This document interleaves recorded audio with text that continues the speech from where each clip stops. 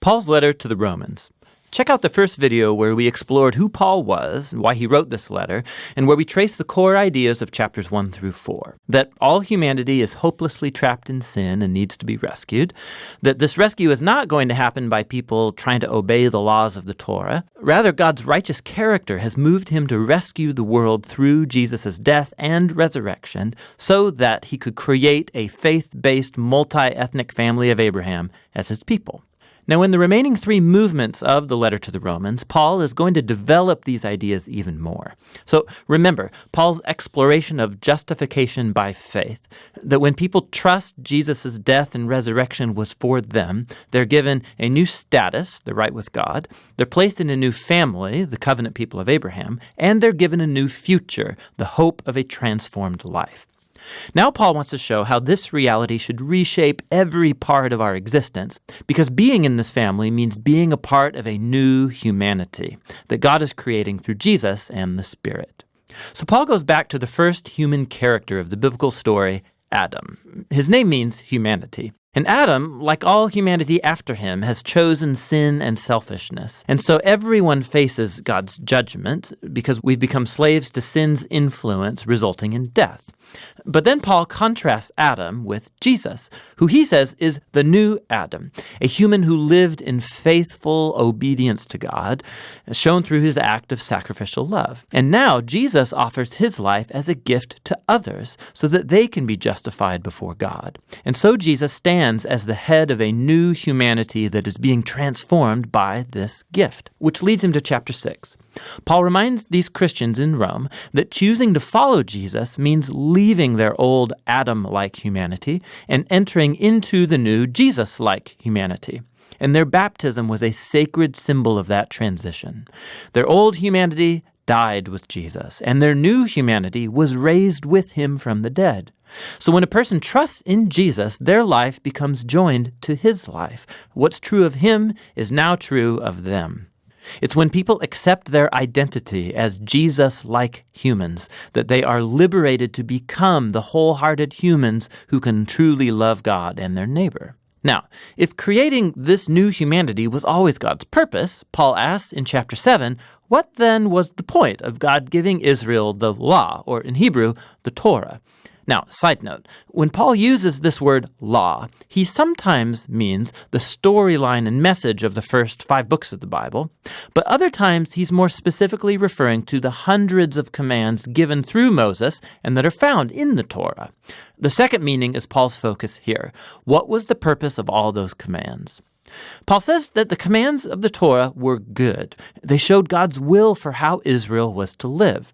But if you read the storyline of the Torah, Israel broke all those commands. The more laws Israel received, the more they replayed the sin of Adam and rebelled. So even when God gave his people specific moral rules to obey, that did not fix the problem of the sinful human heart. And so paradoxically, these rules made Israel even more guilty.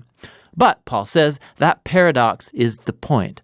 God's goal was to make it crystal clear that it's evil that's hijacked the human heart, and that the Torah, good as it is, could not do a thing about it. But Paul says in chapter 8, the solution has arrived in Jesus and the Spirit. And here's how. The commands of the Torah acted like a magnifying glass. It focused the problem of the human condition into one place, the people of Israel. But now Israel's representative, Jesus the Messiah, has paid for and dealt with all of that sin through his death and his resurrection. And now Jesus has released his Spirit into his new family to transform their hearts so that they can truly fulfill the call of all of the Torah's commands to love God and neighbor. And there's more. God's renewal of human beings is the first step of his larger mission to rescue and renew all of creation, making it a place where his love gets the final word. Now you can see how chapters 1 through 8 are one long flow of thought here, but it raises some other questions. If all of this was God's purpose, what is the current status then of Paul's fellow Israelites who don't acknowledge Jesus as the Messiah? How does this story fulfill God's promises to them? Well, Paul begins in chapter 9 with his own anguish over fellow Israelites who don't think Jesus is their Messiah.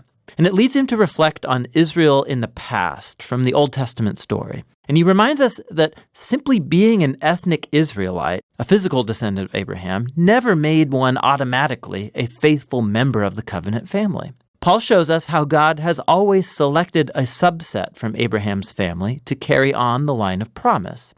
And his point is that now that line of promise is carried on by those who follow Jesus.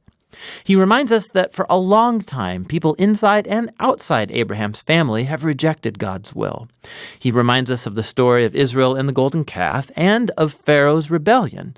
He shows us how God was able to orchestrate events so that people's rejection of him actually accomplished his redemptive purposes. And so in chapter 10, Paul turns his focus to Israel in the present. The reason many Israelites reject Jesus is because they're basing their covenant relationship with God on their performance of the commands in the Torah. And so sadly, they don't recognize what God has done through Jesus to create a new covenant family on the basis of faith. And so Paul asks in chapter 11, what is Israel's future? Has God written off his people? No, he says.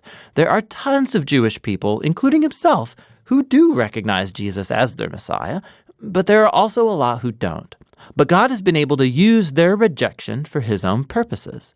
It's caused the gospel to spread even quicker and farther into the Gentile world, making the family of Abraham even larger and more multi-ethnic.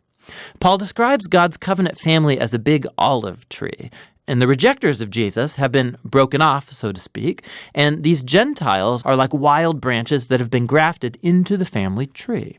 However, Paul says, one day Jesus will be acknowledged by his own people. He doesn't offer any details about how. Paul simply trusts God's character and promise that he won't give up on his covenant people. Which transitions into the final section of the book, chapters 12 through 16. But remember the big picture.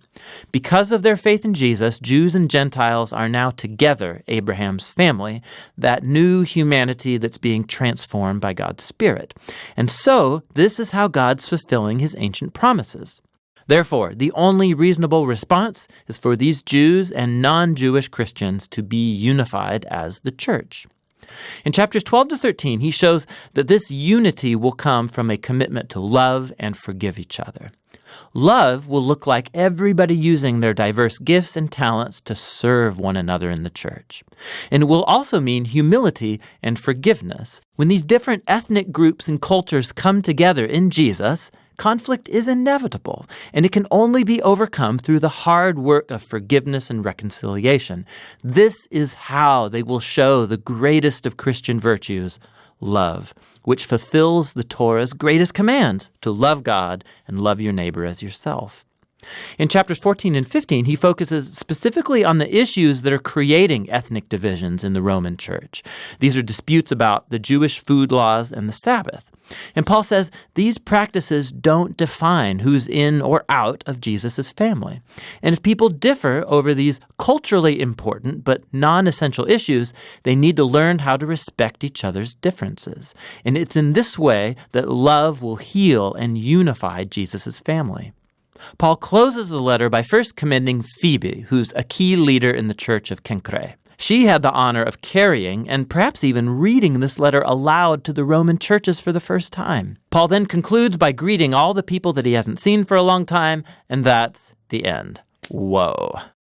You can see better now how all the pieces of this letter fit together and show what a profound masterpiece it truly is. That's what the letter to the Romans is all about.